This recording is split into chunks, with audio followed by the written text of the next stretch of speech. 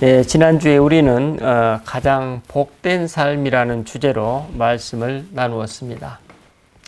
즉, 항상 기뻐하고 쉬지 않고 기도하며 범사에 감사하는 삶, 이런 이상적인 삶의 조건으로서 성령을 소멸하지 말고 애언, 즉 영분별의 메시지를 외면하거나 가벼이 여기지 말며 범사에 헤아려 좋은 것을 선택하고 악은 그 모양이라도 버리라는 영적 분별과 수련이 곧 우리 신앙인의 삶에 있어서 매우 중요하다는 것을 배웠습니다. 오늘 본문은 바로 이런 영적 삶의 뿌리에 해당하는 부분, 즉 기독교 진리의 출발점이 된 사건, 즉 마리아가 천사 가브리엘로부터 자신이 하나님의 아들을 잉태할 것이라는 메시지를 받은 사건을 소개하고 있습니다. 그렇다면 마리아가 경험한 이 수태고지 사건이 오늘 우리에게 주고 있는 메시지는 무엇일까요? 이를 위해 먼저 오늘 본문의 내용을 살펴보십시다.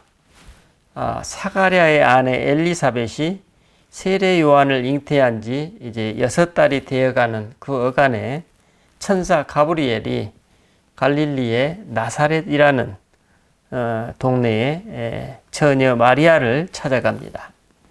그런데 마리아는 당시 다윗의 자손 요셉이라는 청년과 약혼한 상태였습니다. 천사가 마리아에게 은혜를 받은 자여 평안할지어다. 주께서 너와 함께 하시도다 라고 인사합니다.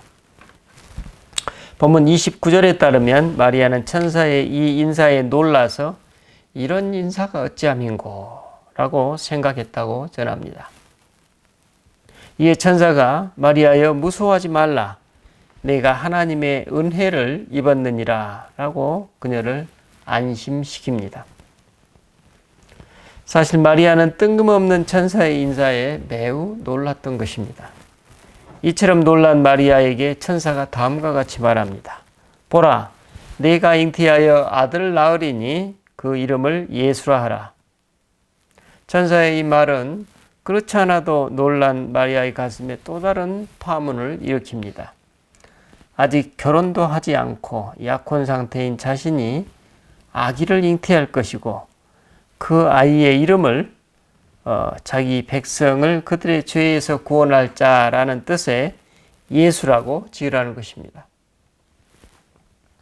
천사의 이 메시지는 약혼한 처녀 마리아에게 갈수록 태산입니다.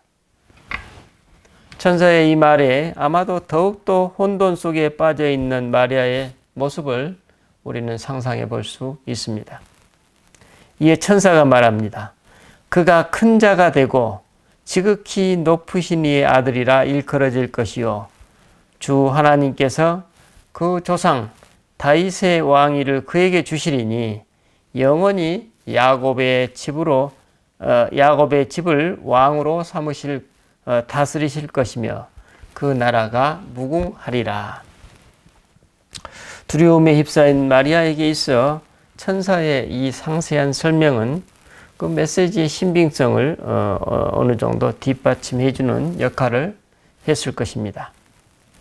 그래서 마리아는 정신을 차려 이제 마음을 가다듬고 천사에게 질문합니다.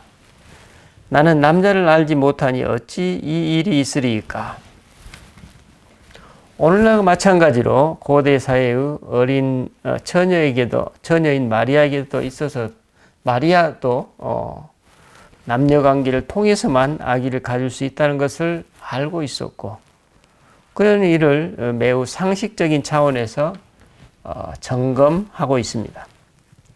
사실 마리아는 하나님의 신비를 전하고 있는 천사에게 매우 현실적인 이야기를 지금 하고 있는 것입니다. 천사를 통한 하나님의 압도적인 현존 앞에서 자기 자신을 있는 그대로 드러내는 마리아의 모습입니다. 이는 마리아가 천사의 메시지를 거부하거나 부정하는 것이라기보다는 자신의 입장에서 그에 대한 천사의 설명을 더 듣고 싶은 것입니다. 이를 알아차린 천사가 답변합니다. 성령이 내게 임하시고 지극히 높으신 이의 능력이 너를 덮으시리니 이러므로 나실 바 거룩한 이는 하나님의 아들이라 일컬어지리라. 어떻습니까? 방금 마리아의 현실적인 질문에는 전혀 부합하지 않은 응답이 아닌가요? 왜냐하면 마리아의 입장에서 천사의 이 메시지와 약속은 전혀 어쩌면 확실성이 보장되지 않은 그저 알 수 없는 미래의 일이기 때문입니다. 지금 천사가 마리아에게 전하고 있는 하나님의 은혜가 무엇입니까? 그것은 사실 아무것도 확인 혹은 보장되지 않는 미래에 대한 약속과 그 약속에 전제되는 마리아의 헌신과 순종이 먼저 요구되고 있습니다. 그런데 문제는 그 순종과 헌신이 지금 마리아 자신의 실제적인 삶을 위기로 몰아넣을 수도 있다는 위험성입니다. 현실적으로 약혼이 파혼으로 치달을 수도 있고 그보다 더 근본적으로 아버지 없는 아기를 잉태했다는 사회적 응징을 마주할 수도 있다는 생존의 취약성에 노출되는 것입니다. 마리아의 입장을 알고 있는 천사가 지금 그녀에게 은혜를 받은 자여 평안할지어다. 주께서 너와 함께 하시도다. 라고 말하는 것입니다. 오늘 우리 중에 만약 하나님께서 나를 마리아와 같은 처지에 놓이게 하시면서 은혜를 받은 자여 평안할지어다. 주께서 너와 함께 하시도다. 라고 말씀하시면 오늘 나의 반응은 어떨까요? 마음이 평안할 수 있을까요? 주께서 함께 하신다는 그 메시지가 귀에 들어올까요? 오늘 바로 이 지점이 오늘 그리스도를 잉태한 사람들에게 따라오는 삶의 실질적인 도전이라고 볼 수 있을 것입니다. 이것이 당시 처녀 마리아, 약혼한 그녀가 마주했던 하나님의 은혜였습니다. 정말로 은혜였습니까?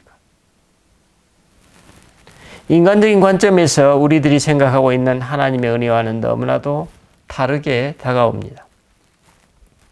우리가 기대하는 하나님과는 너무나 다릅니다. 우리들이 꿈꾸는 하나님의 신비와는 완전히 다릅니다. 아마도 오늘 우리들이라면 이 지점에서 그 메시지를 거부하거나 완강한 반응을 보일 것입니다. 하지만 마리아는 자신의 부정적인 입장이나 생각을 거의 드러내지 않고 있습니다.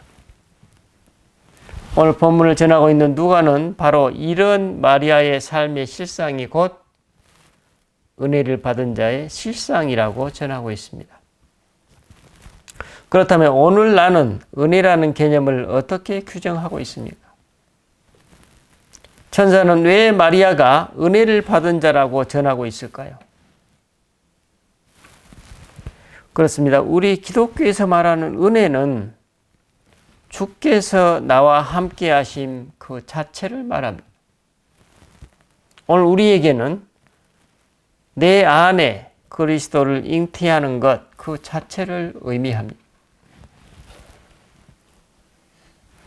이는 그리스도의 잉태를 직접 경험한 사람만이 체험하는 특권이고 하나님 은혜의 선물입니다.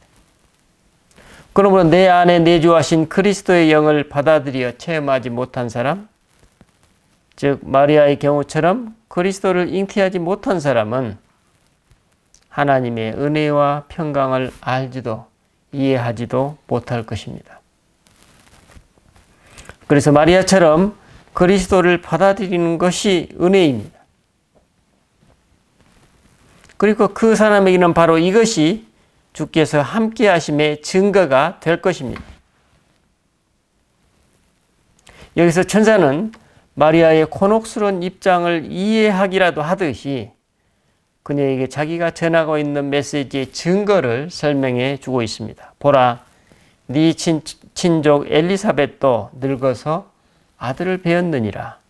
본래 임신하지 못한다고 알려진 이가 이미 6달이 되었나니 대저 하나님의 모든 말씀은 능하지 못하심이 없느니라. 마리아는 천사의 이 설명을 듣고 주저없이 바로 결단하고 있습니다. 주의 여종이오니 말씀대로 내게 이루어지이다.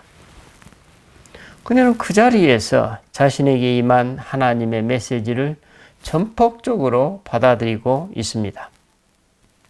그녀는 어떻게, 왜 자신에게 다가온 하나님의 알 수 없는 신비를 자신의 것으로 받아들일 수 있었을까요? 그렇습니다. 사실 피조물인 우리에게는 모든 것이 하나님의 신비입니다.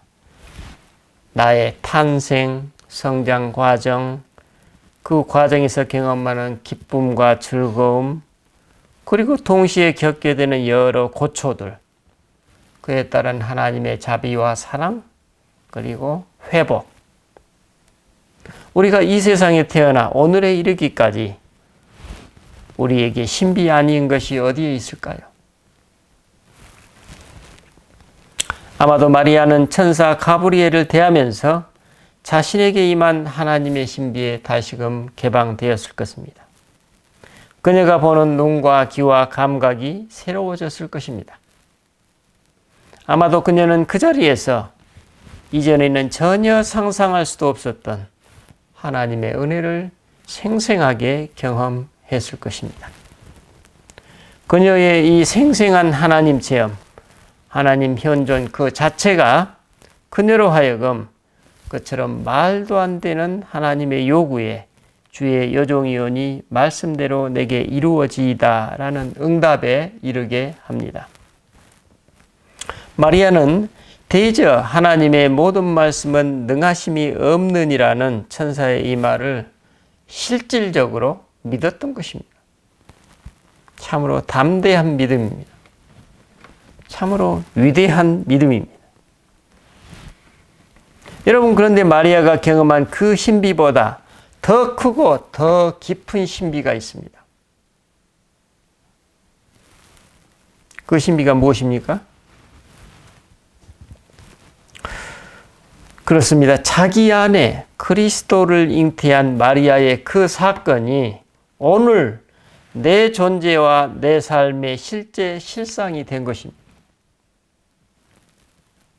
예수 그리스도의 탄생과 삶과 죽음과 그분의 부활이 오늘 내 안에 그리스도의 내주라는 상상할 수도 없는 신비가 우리에게 실제화되었다는 사실입니다. 오늘 우리는 그분의 영이 내 존재의 뿌리이자 근원임을 받아들여 인식하고 있고, 그분의 영이 오늘 나와 함께하고 있으며 우리는 그 인격화된 그리스도의 말씀으로 실제하는 그 영의 인도를 받고 있다는 사실입니다. 임마누엘이라는 놀라운 세상이 우리 한 사람 한 사람과 온 세상에 구현된 것입니다. 바로 이런 맥락에서 지난주 메시지에서 우리는 바로 그 영으로 인해 그 영 안에서 그 영과 함께 항상 기뻐하고 쉬지 않고 기도하며 범사에 감사하게 됨을 나누었습니다. 이런 복된 삶을 누리기 위해 오늘 우리가 내 존재와 삶에서 성령을 소멸하지 말고 영 분별의 삶을 통해 그리스도의 메시지를 매일 일상에서 온전히 받아들여 범사에 헤아려 좋은 것, 분별한 좋은 것을 선택하고 하여서 행하고 악은 그 모양이라도 버리는 그리스도의 나라를 지금 살아가려고 애쓰고 있습니다. 2000여 년 전 마리아가 경험했던 삶을 오늘 우리가 지금 살아가고 있습니다. 그러므로 본문의 마리아가 천사의 수태고지를 받아들이는 사건은 오늘 우리 신앙인들이 우리 안에 계시는 그리스도의 영을 받아들여 내 존재와 삶을 그분께 온전히 개방하고 그분과 함께 그분의 인도하심에 따라 살아가는 삶의 모형, 즉 마리아의 그 사건이 오늘 우리 신앙인의 존재와 삶의 상징적 모형이라고 볼 수 있습니다. 그러면 오늘 이 마리아의 사건에서 드러나고 있는 그 상징적 메시지는 무엇입니까? 그렇습니다. 가장 먼저 우리들의 정체성입니다. 천사 가브리엘은 마리아의 정체성을 다음과 같이 정리해 줍니다. 그가 큰 자가 되고 지극히 높으신 이의 아들이라 일컬어질 것이요 주 하나님께서 그 조상 다윗의 왕위를 그에게 주시리니 영원히 야곱의 집을 왕으로 다스리실 것이며 그 나라가 무궁하리라. 천사의 이 말은 마리아가 잉태하게 될 그 아기는 메시아, 즉 지극히 높으신 하나님의 아들이 될 것이며 다윗 왕에게 약속한 대로 이스라엘뿐만 아니라 전 세계를 영원히 다스리실 왕이라는 것입니다. 그 메시아가 지금 우리 성도들 안에 그리스도의 영으로 내주에 계신다는 사실에서 바로 우리들의 오늘 정체성이 드러납니다. 어떤 정체성인가요? 그 영이 우리 모든 신앙인 안에 내주에 계시고 내 존재와 삶의 주인이시므로 우리도 역시 그리스도의 아들과 딸, 그분의 자녀입니다. 이것이 바로 우리 신앙인의 정체성입니다. 여러분, 오늘 나는 이 정체성에 걸맞는 자존감을 누리면서 살아가고 있습니까? 어쩌면 우리가 오늘 그분의 아들, 딸, 즉 작은 예수로 살아가는 복을 온전히 누리지 못하는 이유 중에 하나는 내가 경험하고 있는 나의 정체성에 뭔가 문제가 있지는 않는지 돌아보게 됩니다.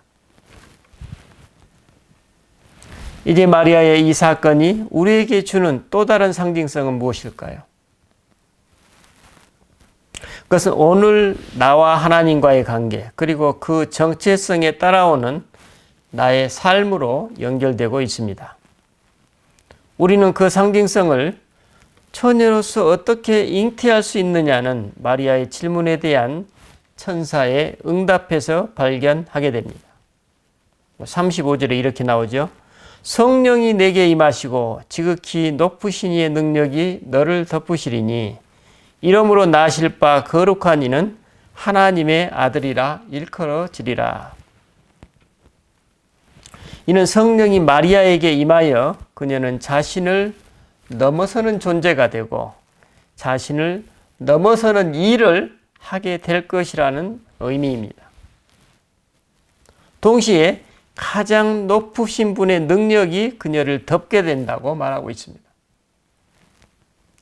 창조주 하나님이 직접 그녀의 온 존재와 삶을 당신의 주권적 권능으로 완전히 감쌀 것이라는 메시지입니다. 어떻습니까? 우리는 여기서 이미 하나님의 형상대로 지음받은 한 인간의 모습을 발견하게 됩니다. 그렇죠.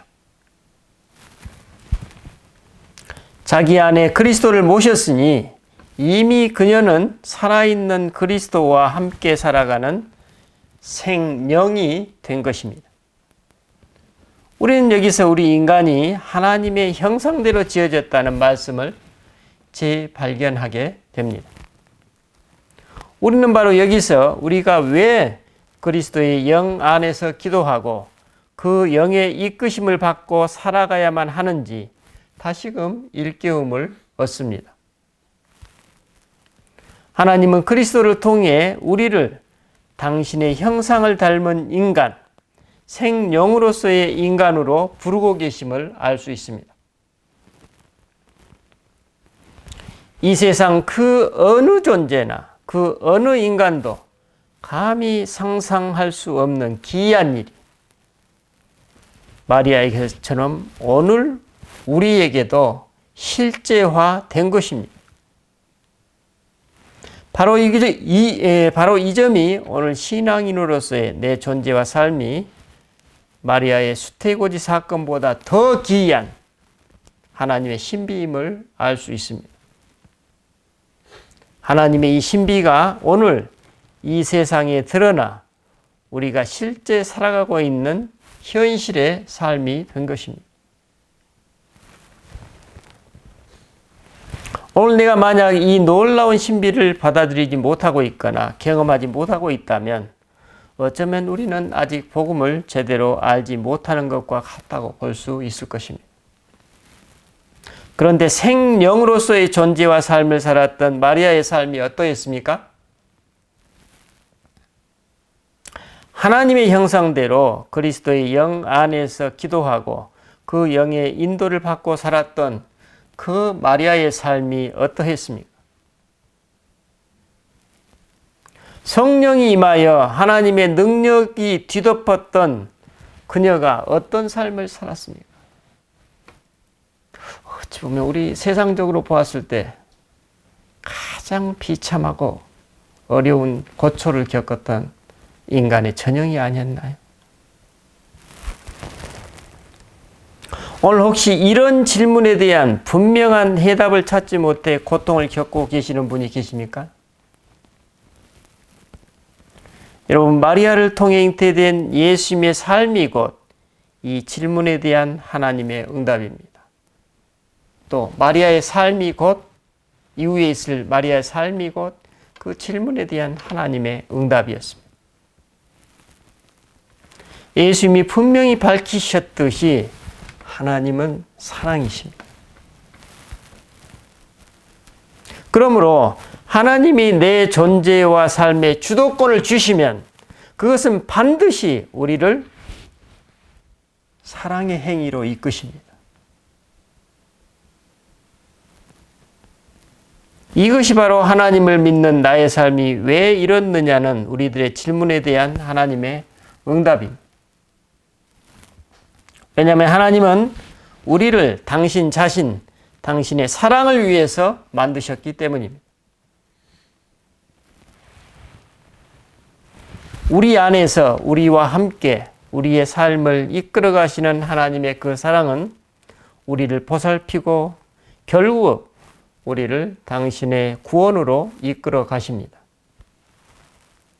그러므로 오늘 본문에서 보여주고 있는 마리아의 삶은 하나님께서 당신의 은혜로 뒤덮어 우리 인간을 통해 일하실 때 의례에 드러나게 될 가장 전형적인 모범이라고 볼 수 있습니다. 마리아는 예수 그리스도의 영을 품은 우리 신앙인의 본복이라는 것입니다. 그래서 어떻습니까? 교회를 어머니 교회라고 그러죠. 여기서 말하는 어머니는 마리아를 상징하고 있습니다. 우리 성도가 교회이지 않습니까? 바로 이 점이 하나님의 권능을 입은 나의 삶이 왜 이런 모습인가 라는 곤혹스러운 질문을 품고 있는 우리들을 향한 하나님의 응답입니다. 마리아가 그랬듯이 초월적인 하나님의 권능과 성령의 내주가 우리 안에서 하나 되었을 때 우리가 상상조차 할 수 없는 일들이 이루어짐을 알 수 있습니다. 그건 바로 하나님의 사랑입니다. 사랑이 이루어지는 것입니다. 바로 우리 자신 한 사람 한 사람이 그 상상도 할 수 없는 일들의 드러난 실상이자 하나님의 신비입니다. 그러므로 신앙인의 존재의 가치와 삶의 의미는 무슨 외적으로 보이는 무엇이라기보다는 하나님께서 그 사람을 통해 얼마나 당신의 사랑을 실제화시키느냐에 달려 있을 것입니다. 바로 이 점이 마리아로 하여금 오늘 하나님의 부르심에 응답, 순종하는 자유를 가져다 주었습니다. 그래서 마리아는 그 영적 자유 속에서 주의 여종이오니 말씀대로 내게 이루어지이다 라고 응답하게 됩니다. 여러분, 오늘 내 인생에 가장 가치 있는 내 인생에 가장 의미를 가져다 주는 가치와 또 목적이 무엇입니까?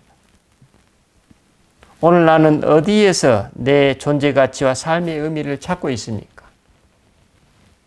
성탄절을 맞아서 이 질문을 가슴에 품고 그런 나를 위해 오신 그리스도를 맞으시는 복이 저와 여러분과 함께 하시기를 바랍니다. 기도하십시다.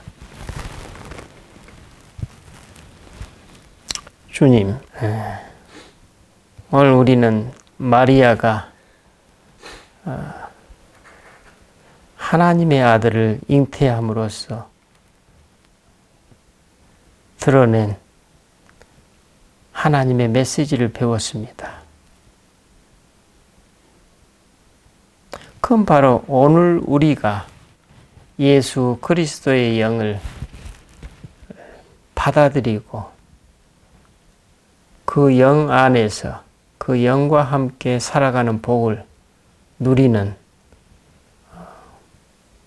어쩌면 마리아가 경험했던 그 놀라운 신비보다도 더 큰 하나님의 신비를 우리 각자에게 누리게 하시고 또 그것을 이 세상의 선물로 주셨다는 이 사실이 바로 오늘 우리가 맞는 성탄의 의미임을 우리가 다시금 일깨워 묻습니다. 주님, 그래서 내 존재와 삶의 가치는 세상 사람들처럼 무엇을 많이 이루고 많이 얻고 큰 권력으로 힘으로 살아가는 것이 아니라 외견적으로 드러내 보이는 어떤 굉장한 것이 아니라 과연 그 사람에게